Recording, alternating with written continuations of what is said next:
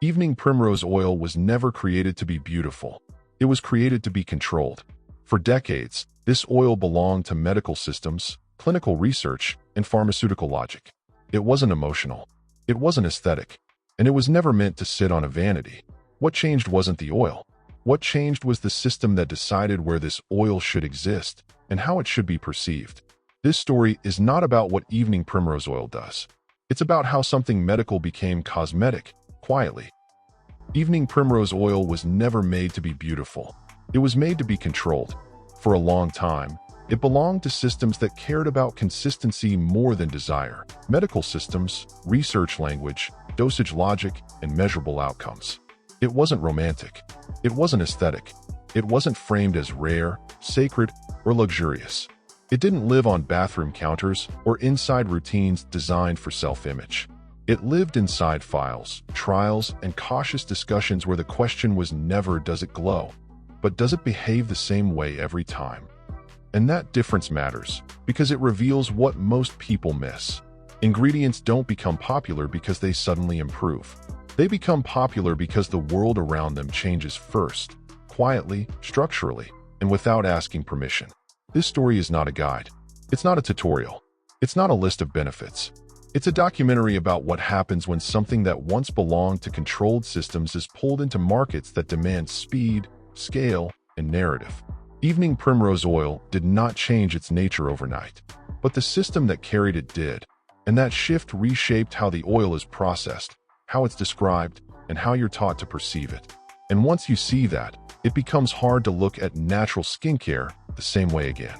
Before evening primrose oil became a familiar name in skincare circles, it lived in a different category entirely. Its early reputation wasn't built on beauty claims. It was built on the language of regulation, balance, inflammation, systemic response, controlled use. People didn't discover it through glossy packaging or influencer routines. They encountered it through medical interest and cautious experimentation, where the goal was not emotional storytelling, but repeatable behavior. In that earlier world, the oil didn't need to sell itself. It didn't need to feel luxurious. It only needed to be definable. And definable is not the same as natural. Definable means the system can measure, reproduce, and manage it. Even the way it was discussed carried a different tone. Fewer promises, fewer absolutes, fewer cinematic narratives. It wasn't framed as a miracle, because miracles are untestable. It was framed as something that might fit into a controlled model, sometimes helpful, sometimes limited, always dependent on context. And because it existed inside that controlled environment, variability was treated as a problem. If two batches behaved differently, it wasn't nature being nature. It was friction. It was risk. It was something the system tried to eliminate. But controlled systems scale slowly. Markets do not. At a certain point, the oil story stopped being written by clinical logic and began being shaped by supply chains, shelves, and consumer expectation. This is where the real shift begins. Not when the oil becomes famous, but when the system starts needing it to exist everywhere, consistently, and without surprises. Because once an ingredient leaves the world of controlled use and enters mass demand, a new requirement appears: stability, shelf life, predictability, uniform texture, uniform scent, uniform performance. Not good in a philosophical sense, good in a logistical sense. And logistics does not tolerate nature's pace. Nature is seasonal. Nature is inconsistent. Nature is honest about variation. Markets want repetition. So the question was never, how do we honor evening primrose oil?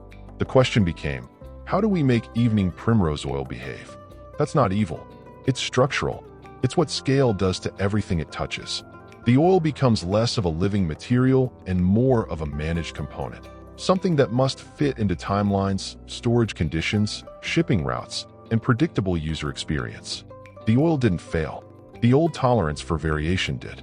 To make an ingredient compatible with a mass system, you don't usually change it in dramatic ways. You change it in invisible ones.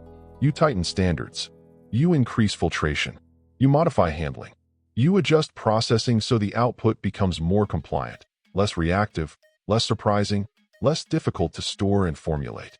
And the public almost never sees these decisions because the marketing doesn't talk about compatibility. Marketing talks about purity. Marketing talks about nature. Marketing talks about authenticity. But authenticity is not what scale rewards. Scale rewards control. So the oil moves through processes designed to minimize risk. Compounds that threaten oxidation become less welcome. Variability becomes less acceptable.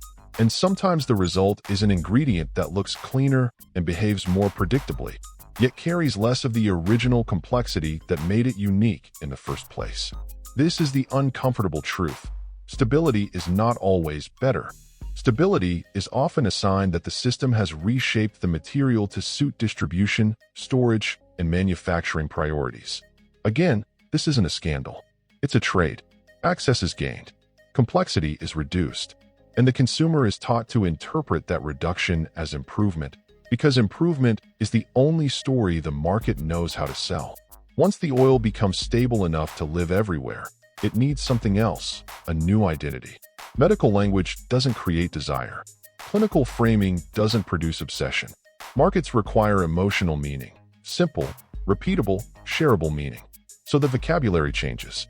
Regulation becomes radiance. Balance becomes glow. Support becomes transform. Complex context becomes a single promise. And that's how an ingredient crosses a line. It stops being something people use within constraints and becomes something people buy for identity. This is where the modern viewer gets trapped. They assume the story was always this way. They assume the oil was born as skincare, destined for beauty routines, meant for that world. But it wasn't. It was relocated, reframed, repackaged. And those changes often happen quietly because they don't require the ingredient to change, only the narrative around it. This is why two people can talk about the same oil and mean two entirely different things. One is thinking in system terms, controlled use, measured expectations, constraints. The other is thinking in market terms, miracle language, beauty outcomes, emotional belonging. Same ingredient name, different world, different system. And systems define what an ingredient is allowed to be. By the time evening primrose oil reaches the average buyer, it arrives as a finished product, calm, polished, and easy to accept. The bottle looks safe. The label looks clean. The story feels familiar. And because the modern consumer rarely witnesses the upstream process, they interpret what they see as the whole truth. But the real transformation happened earlier. It happened where decisions are made for factories, not for people. Decisions about consistency, formulation compatibility, shelf stability, and global scalability. That's why the end product feels so simple. It has been shaped to behave. And when something behaves, it becomes easy to sell, easy to recommend, easy to repeat, easy to build routines around. But easy is not a synonym for unchanged. It simply means the system has done its work. The oil has been made cooperative. And cooperation is what lets an ingredient become a commodity. This is why the consumer's relationship to the oil becomes less about understanding and more about trusting. Trusting the label, trusting the promise, trusting the smooth experience. And once trust replaces understanding, the system can move faster than your awareness. That's the real mechanism behind modern natural skincare. Not deception, but distance. The consumer is separated from the process, and the gap is filled with story. So the most important question is not, does evening primrose oil work? That question is too small. The bigger question is, what version of this ingredient reached you, and what did it have to become in order to fit inside this market? Because ingredients don't exist in isolation. They exist inside systems. And systems impose priorities. If the priority is scalability, the ingredient will be shaped for scale. If the priority is shelf stability, the ingredient will be shaped for stability. If the priority is predictability, the ingredient will be shaped to behave the same way across regions, seasons, and production cycles. That doesn't automatically mean it's bad. It means it's adapted. And adaptation always carries a cost, even when the cost is invisible. The value of this video is not to make you paranoid. It's to make you aware. Awareness is the only real upgrade. Because when you see the system, you stop being manipulated by the surface. You stop chasing miracles. You stop thinking ingredients are heroes.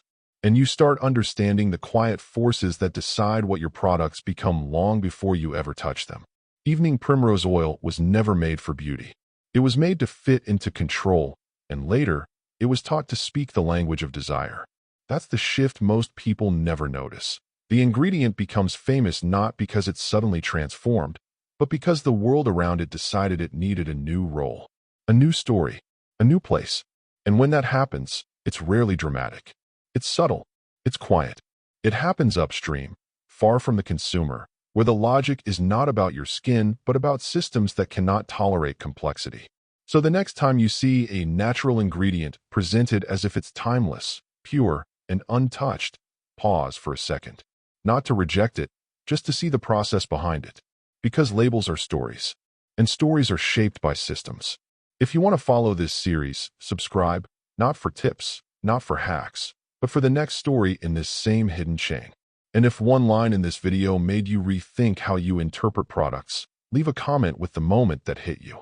The next ingredient will look familiar, but the system behind it won't.